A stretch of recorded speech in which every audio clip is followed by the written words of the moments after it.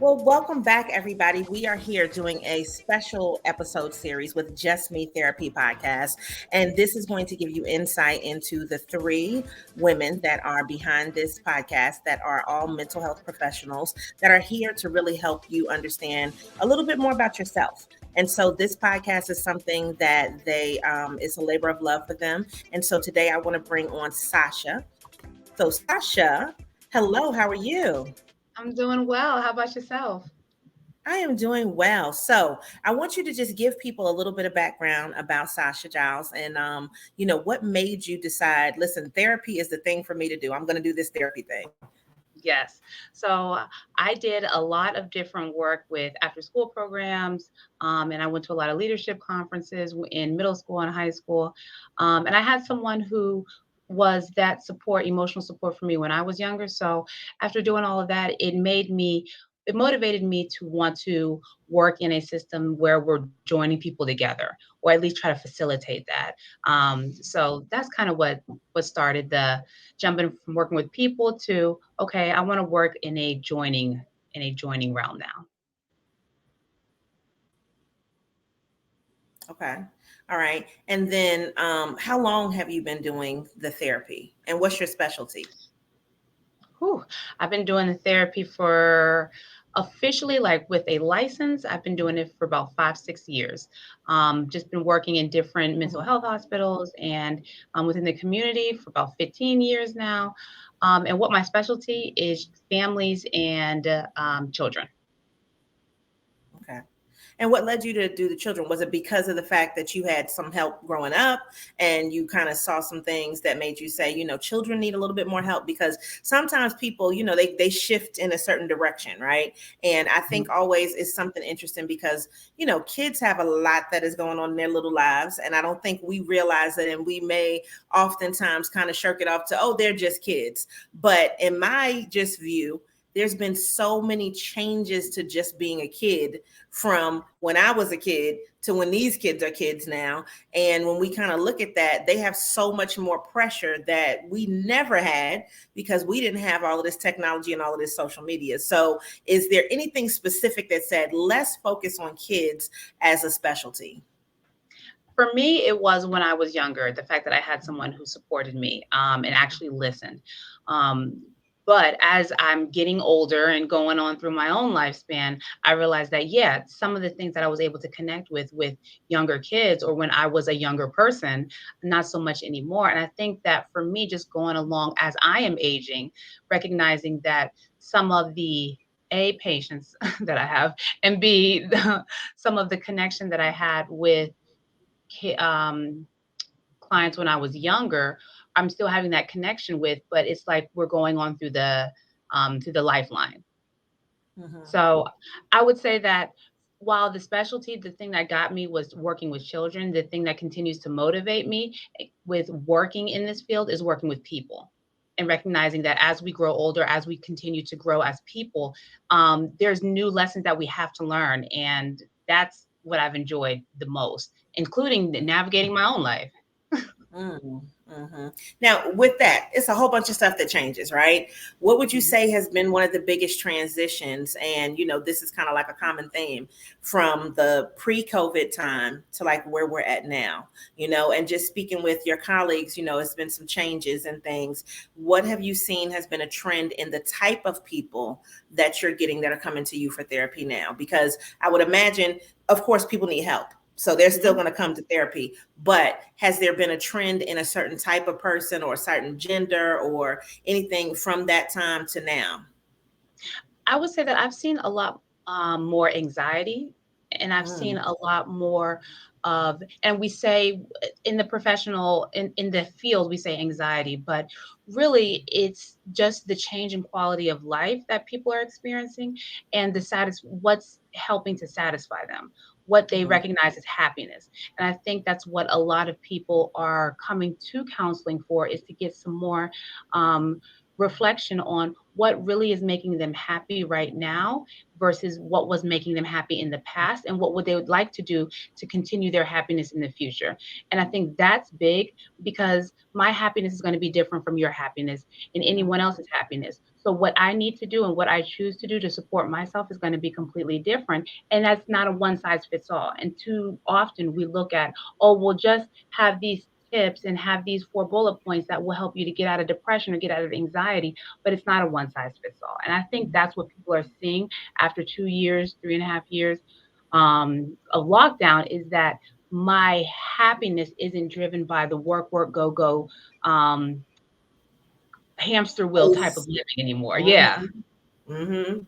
Yeah. Now, are you finding that any people are, and this is, and I'm going to go with this just because I know this about you, are putting, like, I guess, travel into their lives, right? You just and I would think that a lot of people now are like, look, this is a bigger world than I've probably made it.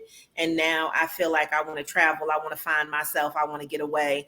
And then also I want to speak to, or want you to speak to, that work from anywhere kind of thing. Cause I'm seeing that just like as a trend in general. Like, look, if I can get Wi-Fi and I can get a good signal, right, then I can just probably be anywhere. And that seems to be, to me, a trend that people are kind of going toward. Yes, because your backyard is bigger than your backyard now. Mm, It's not the the concrete slab or the 4x4 pitch of grass that you're used to seeing. It's a lot bigger than what we're comfortable with and what we're used to. And one thing that I have learned over the past year, kicking and screaming, might add, but I learned it, is that you have to push yourself out of your comfort zone. And that even though things around you are changing, your destination doesn't have to change. It's how you get there that you may have to change and switch up. And mm, so with that, yes, working remotely, or working from a different place. I have a friend that I admire, because she just took that mindset. She just said, I can truly work from anywhere doing PR. And so she just upped and just went to, gosh, I want to say it was South Africa, but she just picked up and went there and mm, stayed there for about a month and just worked remotely. But the experience that she got with meeting new people, with having different conversations, with trying new things, was something that revitalized her. And I think that's something that I got as well, just from doing my travels. Um, I would say is that meeting new people revives my spirit. And that mm, helps me to recognize, all right, well, happiness is bigger than your backyard. mhm. Yeah, no, I like that. That's a really great saying. Now, with kids, right? Mhm. I would imagine kids, they just can't pick up and just travel where they want, right? Like they have to have parents and money and stuff, right? Passports, all of those things. So that may not necessarily be something that's feasible for your average child. But one of the things that I see, like trend wise too, has been that FOMO, that fear of missing out. How do you feel like when you're trying to help kids? Because I've been seeing that school districts have been suing social media companies because of the mental health effects that they've been having on kids. And I mean, it's rampant, right? So what kind of advice could a parent have, or could you give to even a kid if they're watching this, right, to give them a perspective of, you know you don't have to miss out on everything because maybe everything's not worth going to in the first place, but it's like when you're in high school or wherever, elementary, middle school, you feel like you need to be a part of something, so what's some advice that you could give to people to kind of let them know that maybe the technology is doing too much, or that things will still be there? Yeah, yeah. I think there were like 5 or 6 questions within that one Because I question. just had Um, so many things that I was thinking about, like just different nuances of it. Yeah. Yeah. So as far as with the fear of missing out, I would say that when you see other people's lives, or you see other people's chats, or you see other people's interactions, is that something that represents you? Yes, this person appears to be happy. Yes, this person has the smiling faces, the light at a right angle, um, flawless eyebrows, or flawless, what you perceive to be flawless, or engaging or exciting, but it may not be all of that. They're showing you that one snippet of what their life is. And so Mhm. kind of taking that and understanding that that may not be their reality. You are creating that reality for them, and you are putting that reality on a platform. So just because this person has it doesn't mean that necessarily it's good for you. And that's okay. And I think that that's something that we learn as we get older and become more mature. Um, you say kids and you say teenagers, but I see it a lot with young adults too in their 20s. So that idea that I have to compare my life and mirror it like this, when in all actuality, it's a snippet of it. And I would Mhm. say for the younger kids, depending on who's telling you this information, a lot of times it's caregivers, grandparents, aunts, uncles. They thinking about their motive and their intention. If someone is telling you, don't touch that stove, and they are telling you that because they truly care about your safety, why question it? Or question it, excuse me, question it, but why not understand where they're coming from, their intent? I see a lot of teenagers who are saying, oh, my parents just want to control me, or my parents just don't want me to live or enjoy myself, when that's not necessarily the case. There may be certain increments where they feel like you're mature enough to reach that next point. So Mhm. I would say to the teenagers is, think about the information, the advice that this person is giving you. Have they Mhm. ever wished malice on you? Have they ever wished ill intent on you? If that's not the case, take into consideration what they're saying, because you have your whole life ahead of you Mhm. and you have plenty of time to live certain things out. Just take your time. Um, and I forget, there was one more question that she kind of threw in there with that big question, but I can't remember it right now. I don't know. You just answered it well, so that's good. That's good enough for me. But you made me think about something else. You know, when you're talking about it's no malice, and the person is definitely looking out for your best interest. Um, I would think that in therapy, part of a major part of what you do is help people to be better communicators, Mhm. because they might not understand the logic or the reason or even the emotion behind why the person is telling them not to do something. They're Right. just listening to you told me not to do this, right? So how can the parent or the older person or the caregiver just be a better communicator to let them know that there is good intent behind why I'm saying don't do it? And because a lot of adults feel like I don't have to tell you why, I just said this is what it is, right? Yeah. So what can those adults do to be better communicators to allow them to just understand that there is good intent behind the no, or the Mhm. this is not what you should do? I think that comes down to learning how to talk from a point of compassion, learning how to really express the feelings that you are feeling as to why you are saying no to your child. Are you saying no to be that authoritative, dictative parent or person? Or are you saying that because deep down inside, you worry about their safety? Or that's something that you did when you were younger, and there's fear for you that I know how it turned out how I when I was younger, so I don't want it to turn out like that for you. Not to say that it will, but then opening up that opportunity to have a conversation with your child. Like, for example, exposure to pornography or sexualized images. What that means, what that looks like as a parent, what your fear is, what your worry is, and then having that dialogue with your child. Um, I remember growing up and I never asked, it was very seldom that I asked why to my parents. It was kind of like, all right, they said do it, so let me just do what I got to do because I really want to go outside, or I really want to go to this school dance or something of that nature. Mhm. When we were younger, we really didn't ask those why questions. It was, you do what I do when I tell you to do it, and you don't ask questions. But now Mhm. we're getting, as technology becomes a lot more vast and kids are getting exposed to more whys and information that they can just type on the internet, they're getting more responses. So as a result, in the home, it forces parents to have to open up more and give those whys, even though we were taught not to give those whys because we Mhm. didn't receive those whys. But now our Mhm. kids are asking for those whys. And those whys have to be conveyed in a very respectful but still assertive way to recognize that, okay, I'm the parent, but at the same time, I'm valuing your curiosity, because your curiosity is going to continue to propel you as you become 20, 30, 40, 50. hmm No, I mean, that's an important factor though. And I was the kid that always asked why, but I was allowed to ask why, even if I got in trouble for asking why. But I just need to have that explanation because then I can make sense of it myself. You know, I'm Mhm. still probably going to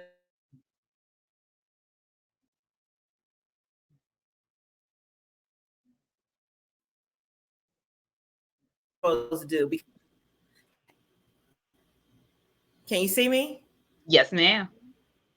Okay, I think we're having a weather issue today. So anybody that heard that, that's just a little blank out. But this is technology, right? So we're gonna keep on going. But um, I think the thing is, it's a generational difference, right? Mhm. And who's raising who and how old the parents and the grandparents really are nowadays, when grandparents are the age of what the kids were back in the day and still considered kids. And then you're talking about the different types of families that we have now. Is there anything else that you found that over the last, 5, 6 years since you've been doing this that has changed drastically with maybe some of the issues that people are bringing to you? Yes, yes. I would definitely say that, and not just in counseling in my profession, but also in my relationships, my friendships, in the world. I would say that men, people who identify as male, are being more vulnerable or Mhm. expressive with their emotions. And I think that's an important part because while therapy, traditional therapy, may not be the resolution or the resolve, your feelings, your thoughts, and your opinions matter. And I think that as I began to get older and go into different relationships of my own, that instead of having this image or this perception that this person is going to be the end all be all and not have any feelings or emotions or not get their feelings hurt is not realistic. So I appreciate the idea of men coming to and talking more about how they feel being vulnerable. Yeah, I've noticed that too. And I think, specifically, it seems like sports figures, sports in general, but sports figures, because that's the thing that has historically been seen as so masculine, And Mhm. so then when they say, look, I really need help and my mental health, I think that that makes a huge difference. Now, do you think that there are any things that are beneficial profession, like when you look at the trends? And that's why I'm saying trends, because there's always going to be a push towards something. Therapy has been there, Mhm. but people are now choosing. It used to be seen as something that was for the rich, and now I think it's a Mhm. little bit more accessible, specifically with something like your podcast. And why you're doing the Just Me Therapy podcast is because you want to make it more accessible. But is there anything that has been something that's like, okay, well, now it's cool, or now we should do it, But sometimes I think that the trend also raises the price, right? Like, so is Mhm. it raising the value but also raising the price, or like what do you think is really happening right now in the therapy world?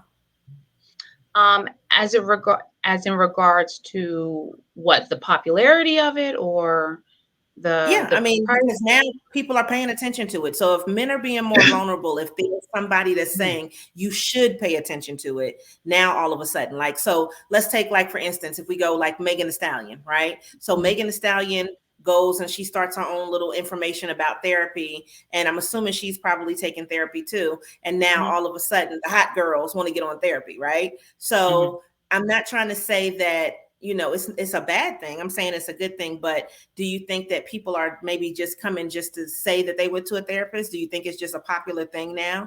Like, what do you think the value of it is for just, I guess, the average person now? I think that it's maybe 25% just to say I did it.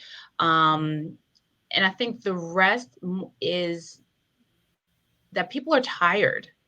People have Mm, held so much in for a very, very long time. I think that a lot of the things that we've experienced over the past 3 or 4 years, as far as society, kind of takes us back to a place where we thought our country was this progressive and forward thinking country, but in all actuality, when we take a lot of those filters off of our society and we see how these systems are truly working, that we realize that at the risk of sounding a little risque, modern day slavery. And so when we think about those things and we think about the mental strife that comes with um, people of the diaspora, the African Americans of the diaspora, we think about, no, we're tired. We're really Mhm.